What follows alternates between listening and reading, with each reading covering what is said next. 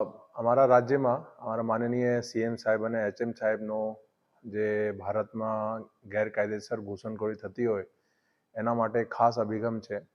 એના હિસાબથી 1.5 વર્ષ પહેલાં અમારી પોલીસ દરિયામાર્ગથી આવતા જે ઈરાની લોકો ભારતમાં ગેરકાયદેસર આવવાની એની ટ્રાય હતી એને અટકાવ્યું હતું. એમાં અમારી ટીમને પણ ખાસ સૂચના છે એમાં કામગીરી કરવા માટે. એના હિસાબથી એક અમારી ટીમને ગઈકાલે એક બાતમી મળી કે રૂપેણ બંદરના આજુબાજુમાં 5 મહિલાઓનો એક અહીંયા શંકાસ્પદ મૂવમેન્ટ છે. બાતમીના આધારે અમારી ટીમ દ્વારા જે મહિલાઓ છે એ કાયદેસર એની પૂછપરછ કરવામાં આવેલ હતું. એમાં પછી અમે જાણવા મળેલ કે એ જે બહેનો છે ભારતમાં વગેર કોઈ પરવાનગી વગેર કોઈ ભારતીય દસ્તાવેજ ના આધારે ઇન્ડિયામાં ગેરકાયદેસર ઘૂસણખોરી કરી અને અહીંયા જે છે ગુજરાતમાં એ લોકો રોજગાર માટે આવ્યા હતા.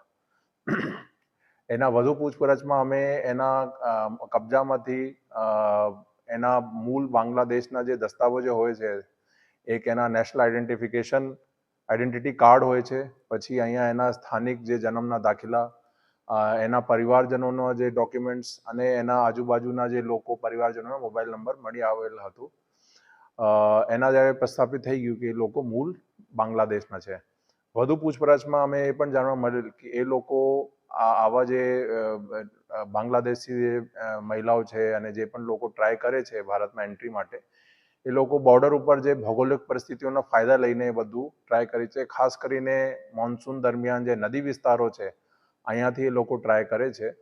અમારા બોર્ડર ઉપર એક જેશોર કરીને એક વિસ્તાર છે, અહીંયાથી મોટા ભાગે એક અટેમ્પ્ટ થાય છે ભારતમાં એન્ટ્રી માટે. પછી ઘણા લોકો જે અહીંયા સેટ થઈ ગયા ગેરકાયદેસર, એ પછી બીજા બાંગ્લાદેશમાં જે લોકો છે એને પ્રોત્સાહન આપે છે અહીંયા સેટલ થવા માટે, એને બધું મદદ આપવામાં આવે છે. એ લોકો જે અહીંયા છૂટક મજૂરી કરીને જે કમાણી એની હોય છે એ પરત બાંગ્લાદેશ મોકલવા માટે બધું ઓનલાઈન અથવા તો જે પણ રીતે એના એજન્ટ છે બંગાળમાં, વેસ્ટ બંગાળમાં, અહીંયા એ મોકલે છે. એ ફિર આપણા કમિશન કાપીને ટકા જે અહીંયાની કરન્સી છે એ બધું બાંગ્લાદેશના પરિવારને મોકલવામાં આવેલ છે.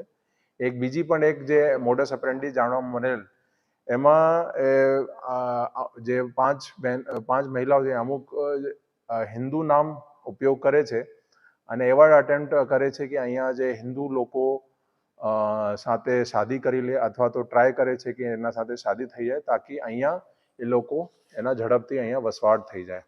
તો એ બધું જે છે માહિતી અમે જાણવા મળેલ હતી અને એમાં અમારા ખાસ જે કામગીરી હતી અમારા ટીમની પીસી સિંહ રખિયા એસઓજીના અને એના આરજી વસાવા, બીજા અમારા અશોક ચૌહાણ, બધાની સારી કામગીરી હતી.